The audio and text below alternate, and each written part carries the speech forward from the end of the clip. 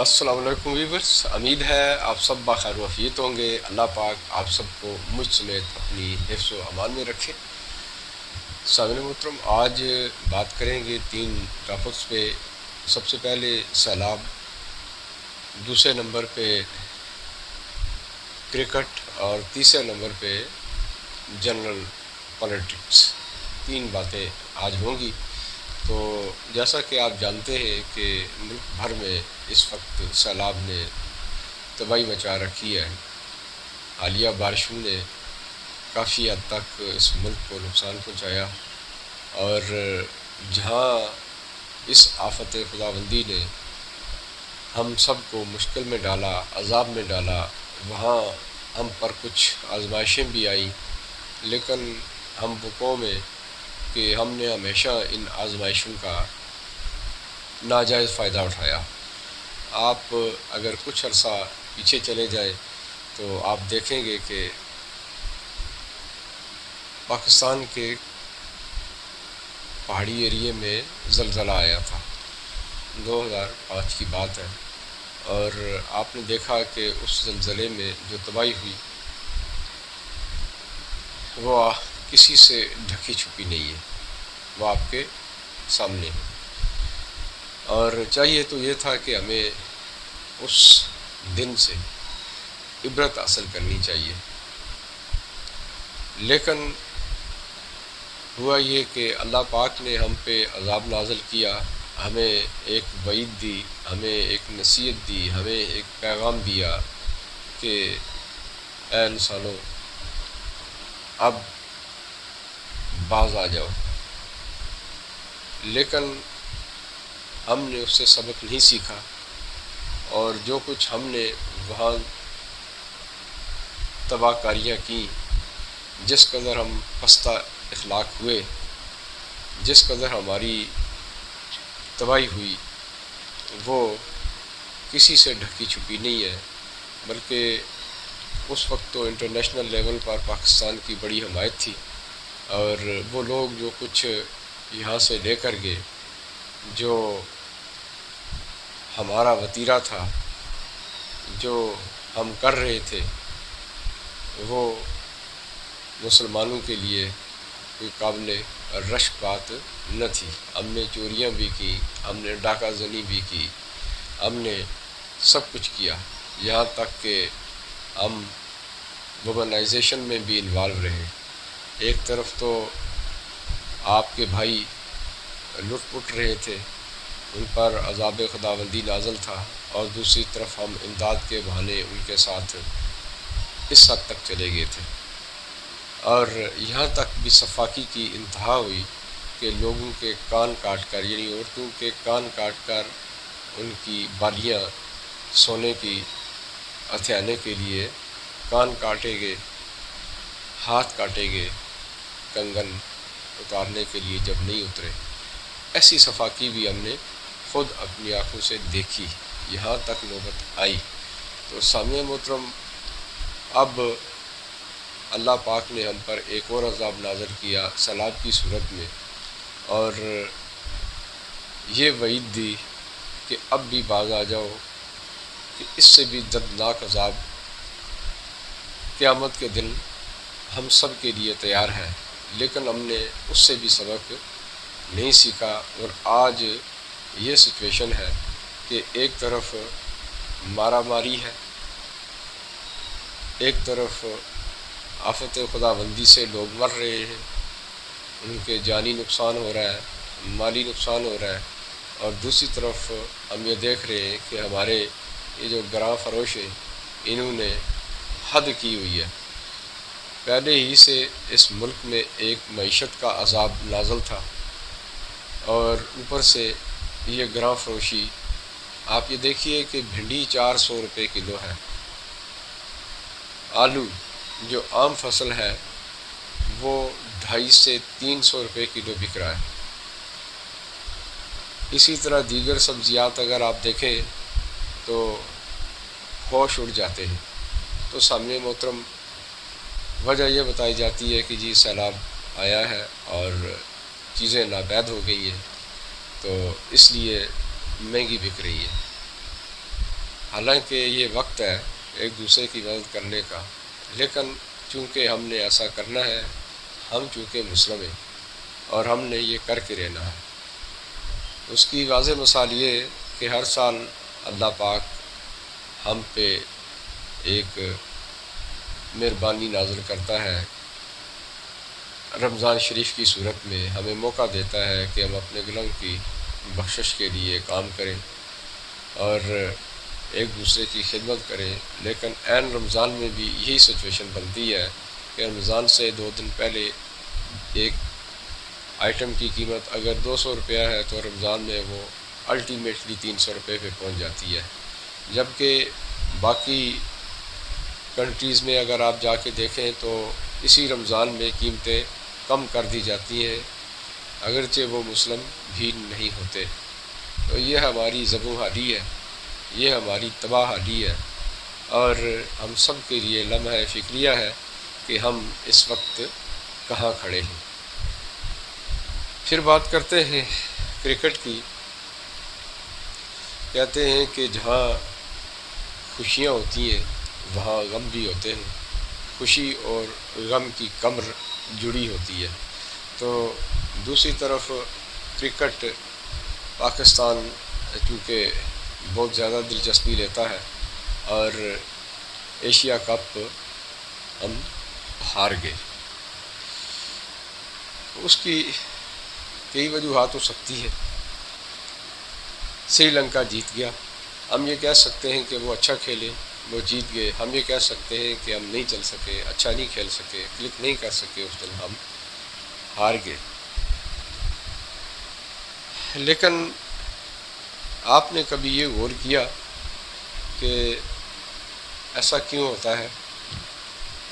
ایک تو ground position ہے، دوسری پھر میں وہی کہوں گا کہ جب ہمارے اعمال ہی ایسے ہیں تو ہم جتنی مرضی دعائیں کریں وہ قابل قبول نہیں ہوتی، کیونکہ کرکٹ کے ساتھ ہمارا بڑا لگاؤ ہے، اور ہماری دعا جو ہے وہ منہ سے نکلتی ہے، لیکن قبولیت کا شرف حاصل نہیں ہوتا۔ اس کی وجہ بھی یہی ہے جو میں اس سے پہلے آپ سے ذکر کر چکا ہوں۔ پھر بات کرتے ہیں کچھ سیاست کی۔ آج کل عمران خان صاحب کا چرچا ہے۔ عمران خان صاحب اس وقت پاکستان کے مقبول ترین نیٹوریس لیڈر مانے جاتے ہیں۔ اگر کوئی انہیں فیمس کہے تو وہ میں مناسب نہیں سمجھتا ہوں۔ وہ نیٹوریس قسم کے مشہور و معروف اس وقت شخصیت اختیار کر چکے ہیں۔ جو بھی کام وہ اس وقت کر رہے ہیں وہ اس ملک کی تباہی اور بربادی کے سوا کچھ نہیں ہے۔ آپ یہ دیکھیے کہ اس بار یہ جو موجودہ ان کا سیشن چل رہا ہے بعد از برخاستگی حکومت عمران خان، یہ انتہائی خطرناک چل رہا ہے، اور وہ خود بھی یہ اقرار کرتے ہیں کہ میں بہت زیادہ خطرناک ہو جاؤں گا۔ دوسری طرف ہماری کورٹس ان پہ بہت مہربان ہیں، کنٹمپٹ آف کورٹس وہ کر چکے ہیں، ججز کو اور آفیشلز کو دھمکیاں دے چکے ہیں، لیکن ہماری کورٹ سے کہ ان کو اس کا کوئی اثر نہیں ہو رہا۔ وہ ایک فیورزم کے اس ایجنڈے پہ قائم ہے اور اس میں آج تک کمی نہیں آئی۔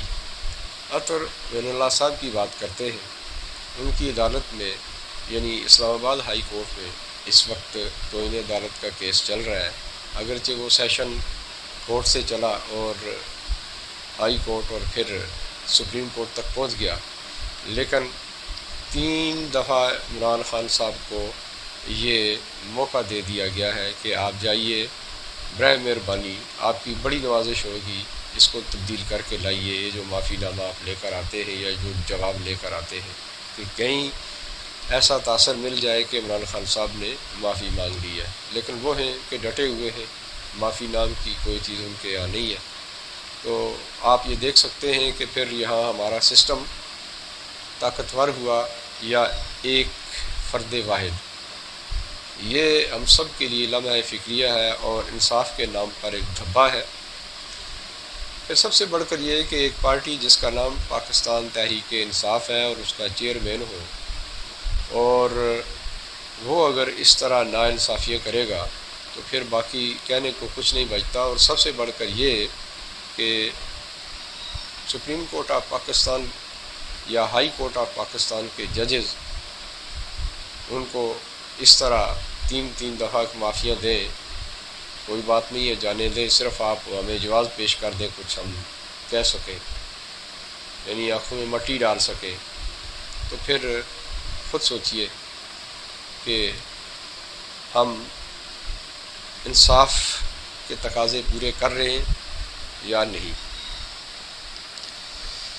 ایک صحافی نے عمران خان صاحب سے پوچھا اسی پیشی کے دوران کہ آپ کا اور الطاف حسین اور نواز شریف صاحب کا اگر ہم موازنہ کریں تو ان میں سے پاپولر کون ہے؟ تو آپ عمران خان صاحب کا جواب سنیں۔ وہ یہ کہتے ہیں کہ آپ کیا بات کر رہے ہیں؟ نواز شریف چور کی بات کر رہے ہیں اور الطاف حسین غدار کی بات کر رہے ہیں۔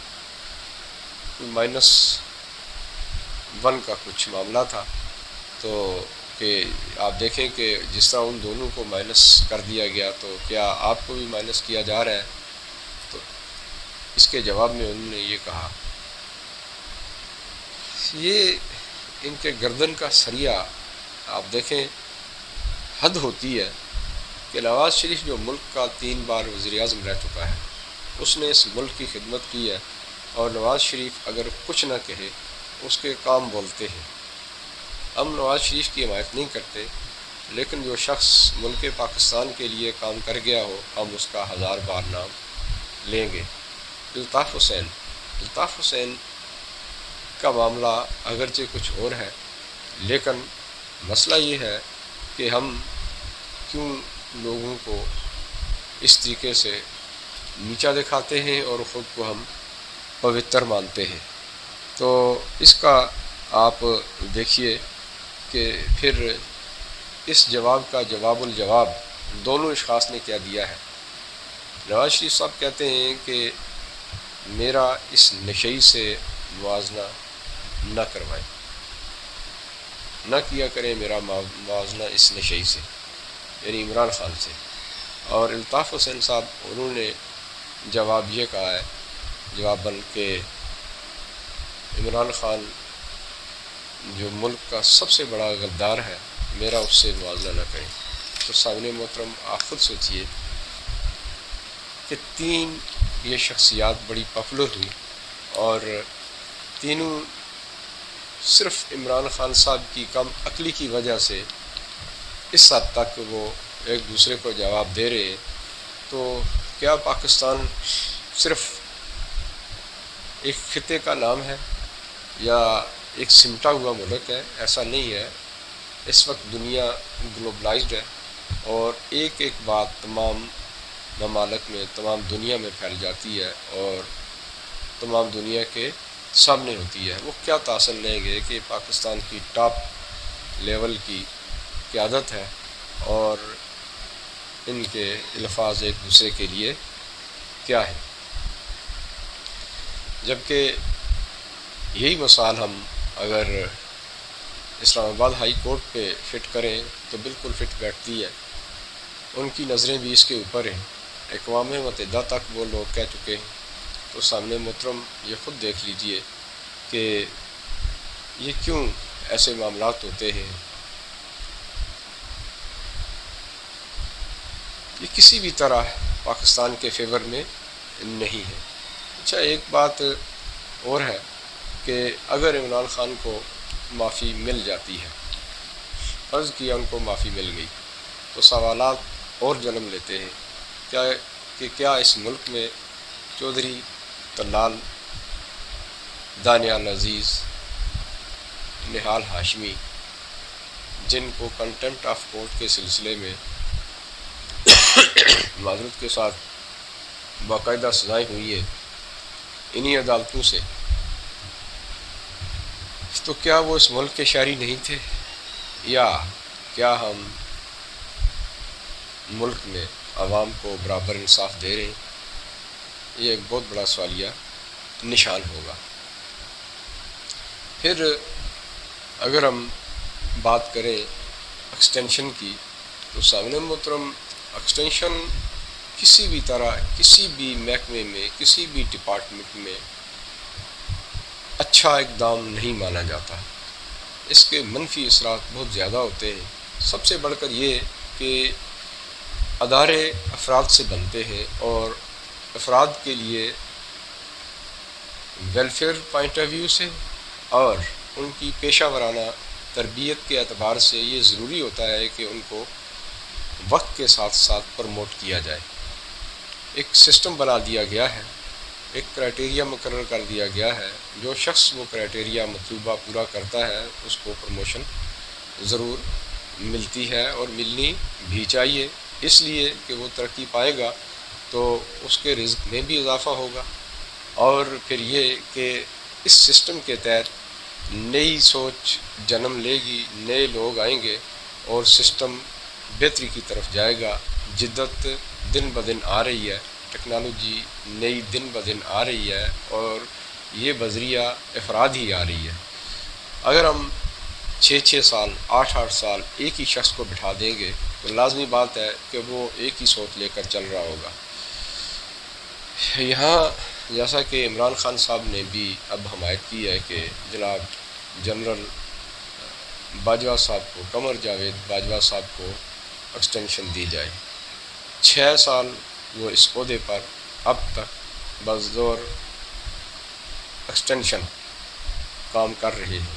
2 سال کا ٹینیور ہوتا ہے، 2 سال ایکسٹینشن دی گئی، 2 سال پھر ایکسٹینشن دی گئی، اور اب مزید 2 سال کے لیے ایک گراؤنڈ ہموار کیا جا رہا ہے۔ تو سامنے محترم، کیا وجہ ہے کہ ایک شخص جو ملک کا، پاکستان کی آرمی کا چیف آف آرمی اسٹاف ہے، اور پچھلے 6 سال سے اگر مزید 2 اور مل جاتے ہیں تو 8 سال سے اس ملک میں، اس ملک کی فوج میں کیا کوئی ایسا شخص پیدا نہیں ہوا، یا یہ سسٹم پاکستان آرمی کوئی ایسا جوان، ایسا آفیسر، ایسا جنرل پیدا نہیں کر سکی کہ وہ چیف آف آرمی اسٹاف کا اہل ہو، کہ وہ جنرل قمر جاوید باجوہ صاحب کی فارغتی کے بعد، یعنی ان کی رخصتی کے بعد، ان کی ریٹائرمنٹ کے بعد جگہ لے سکے۔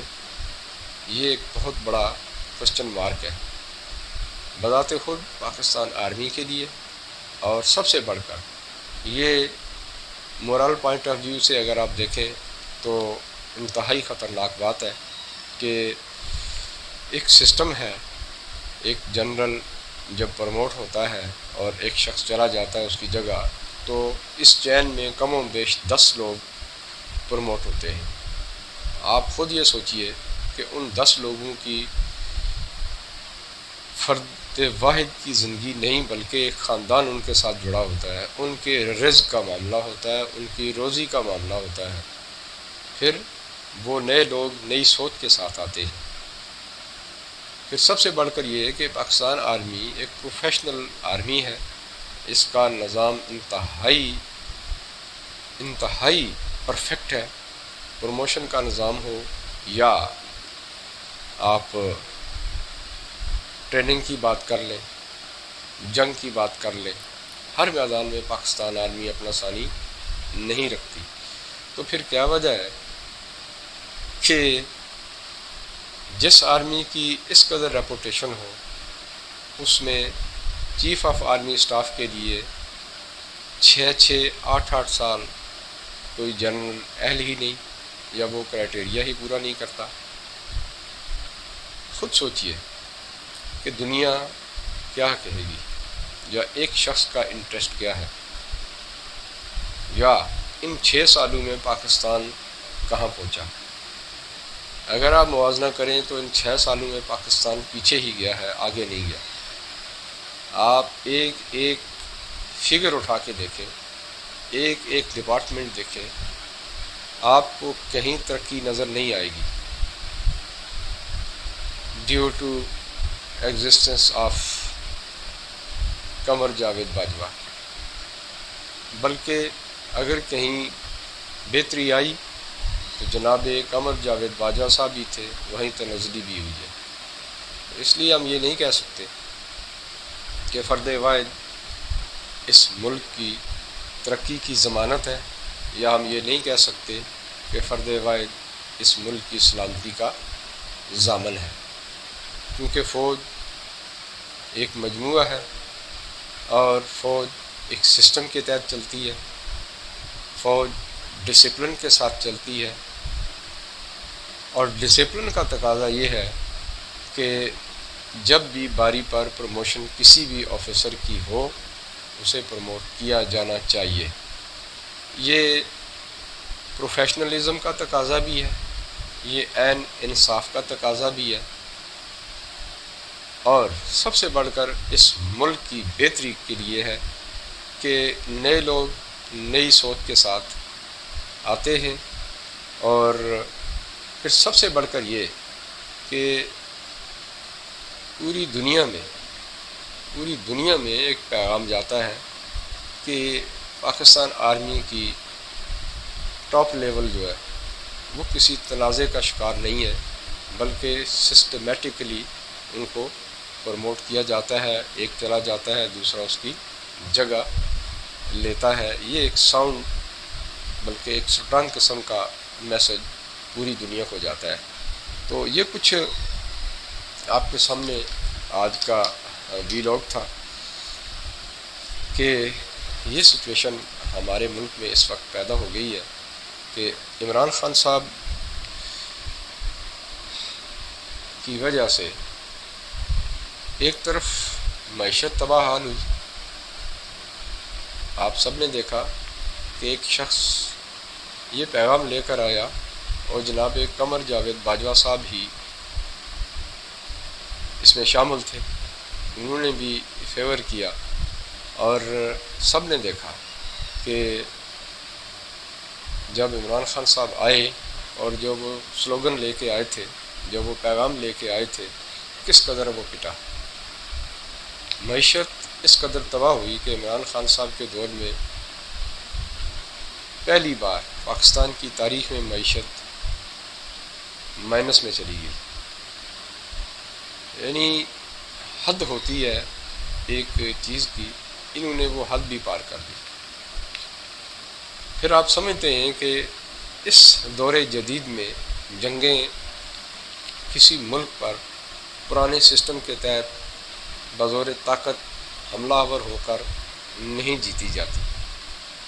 اس وقت کی جو اسٹریٹجی ہے، جنگی اسٹریٹجی کہہ لیں آپ، حکمت عملی کہہ لیں، وہ یہ ہے کہ آپ دشمن کو معیشت کے میدان میں نیچا دکھاتے ہیں، اس کی معیشت کو تباہ کرتے ہیں، اور آٹومیٹکلی وہ ملک ترقی نہیں کرتا، وہ نیچا ہو جاتا ہے، اس کے معاملات نہیں چلتے، وہ دیوالیہ ہوتا ہے اور ملک تباہ برباد ہوتا ہے۔ تو سامنے محترم، یہی کچھ حال اس وقت پاکستان کا ہوا کہ عمران خان صاحب کے آنے کے بعد اس ملک میں ترقی کا پہیہ رکا، معیشت رک گئی، اور وہ بنیاد اب تک چل رہی ہے۔ پھر جب انہیں دیکھا گیا کہ وہ آگے نہیں چل سکے تو انہیں ہٹایا گیا، ایک آئینی طریقے کے مطابق ہٹایا گیا۔ پھر انہوں نے جو سازشیں تیار کی وہ آپ کے سامنے آئی، وہ بری طرح بے نقاب ہوئی۔ پھر اب اس وقت کی سچویشن یہ ہے کہ ایک طرف ہماری عدالتیں، ان کے پاس خود عمران خان صاحب نے اپنے پاؤں پہ کلاڑی ماری، توہین عدالت کی، ایک موقع دیا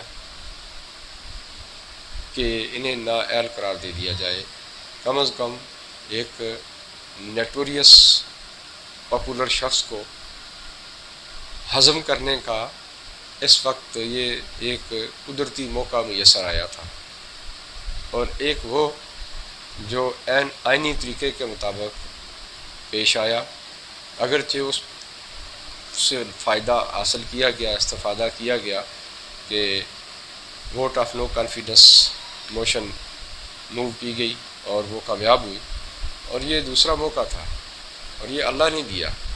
خود عمران خان صاحب کے اپنے الفاظ اپنے منہ سے انہوں نے یہ کہہ لیں کہ اپنے ہاتھ سے اپنے پاؤں پہ کلاڑی ماری۔ تو چونکہ یہاں پر مسئلہ یہ ہے کہ کسی بھی طرح کا پاپولر شخص، خواہ وہ اچھائی میں پاپولر ہے، وہ برائی میں پاپولر ہے، عوام چونکہ اندھی قسم کی عوام اس پاکستان کی ہے، معذرت کے ساتھ یہ نہیں دیکھتی کہ کوئی شخص کن صفات کے ساتھ پاپولر ہے، کیا وہ اچھے اقدام کے ساتھ، اچھی سوچ کے ساتھ، یا یہ کہیں کہ اچھا ماضی لے کر آگے آیا ہے، بلکہ وہ صرف تالیاں بجانا جانتی ہے۔ یہ اس وقت پاکستان کی حالت ہے، اور ایسی صورت میں ہمارے جو تھنک ٹینکس ہیں ان کو بھی سوچنا چاہیے تھا، اور ہماری عدالت کو بھی سوچنا چاہیے تھا کہ ایک شخص اپنے ہی کاموں کی وجہ سے سائیڈ لائن ہو رہا ہے تو کیوں نہ انصاف کے تقاضے بھی پورے کیے جائیں، اور حکمت عملی کا تقاضا بھی یہی ہے کہ اس وقت عمران خان صاحب چونکہ خود پھنس چکے ہیں، ایک فارن فنڈنگ کیس اور دوسرا توہین عدالت، یہ دو ایسے کیسز ہیں کہ اگر آپ نے انصاف کرنا ہے تو آپ یہ بھی دیکھیے کہ ایک طرف آپ دو پرائم منسٹرز کو انہی شرائط کے اوپر، انہی کازز کے اوپر گھر بھیج چکے ہیں، تو وائی ناٹ کہ عمران خان صاحب کیوں نہیں جا سکتے؟ پھر وہ شخص، وہ دونوں پاپولر تھے، ان کے دور میں معیشت بہترین جا رہی تھی، 3 بار کے وہ وزیر اعظم رہ چکے تھے، یوسف رضا گیلانی بھی ایک پاپولر لیڈر تھے، بہترین قسم کے وہ پرائم منسٹر تھے، تو کیا وجہ ہے کہ عمران خان صاحب کو سرخاب کے پر لگے ہیں؟ یا ہم یہ کہیں کہ عمران خان صاحب کسی ایجنڈے کے تحت آئے ہیں، یا ہم یہ کہیں کہ ان کی بیک پر کوئی کھڑا ہے؟ اگر ہم کچھ ٹائم کے لیے، کچھ وقت کے لیے یہی سوچ اپنا لیں تو ہمارے سامنے حالات تو واقعات گواہ بن کر آ جاتے ہیں، جہاں عمران خان صاحب ایک طرف تو اسرائیلی حکومت کے ساتھ رابطے کرتے ہیں، دوسری طرف نام نہاد امریکہ کا رونا روتے ہیں، اور پھر خود ہی جا کے ملاقاتیں بھی کرتے ہیں، تیسری طرف جو اب وہ حمایت کیے جا رہے ہیں اور اس سے پہلے ان کی حمایت کی گئی، یہ ساری فیکٹر آپ کے سامنے ہیں، تو سوچئے کہ پھر سازش کہاں ہو رہی ہے۔ یہ ہم سب کے لیے لمحہ فکریہ ہے، اور اس ملک کی بہتری کے لیے یہی ہے کہ عمران خان صاحب کو اس وقت اول تو خود ہی گھر چلے جانا چاہیے، اور اپنے فالوورز کو یہ پیغام دینا چاہیے کہ یہ سسٹم کا حصہ ہے، اور اس سسٹم کو پورا کرنے کے لیے ایک ملک کی بہتری کی خاطر میں اس وقت یہ سب کچھ ماننے کے لیے تیار ہوں۔ سیاست ہے، انتخابات آج نہیں تو کل ہونے ہیں، اور عمران خان صاحب کے لیے پھر گراؤنڈ حاضر ہوگا، لیکن اگر وہ اس طرح تند و تیز لہجہ اختیار کریں گے اور تقریبی قسم کی ان کی سوچ ہوگی تو لازمی بات ہے کہ ملک خسارے میں جائے گا۔ تو یہ ان کے لیے بھی لمحہ فکریہ ہے، ہم سب کے لیے بھی لمحہ فکریہ ہے، صاحب اختیارات کے لیے بھی لمحہ فکریہ ہے، اور خاص کر ہماری عدالتوں کے لیے لمحہ فکریہ ہے۔ اسی کے ساتھ ہی مجھے اجازت دیجیے، اللہ نگہبان۔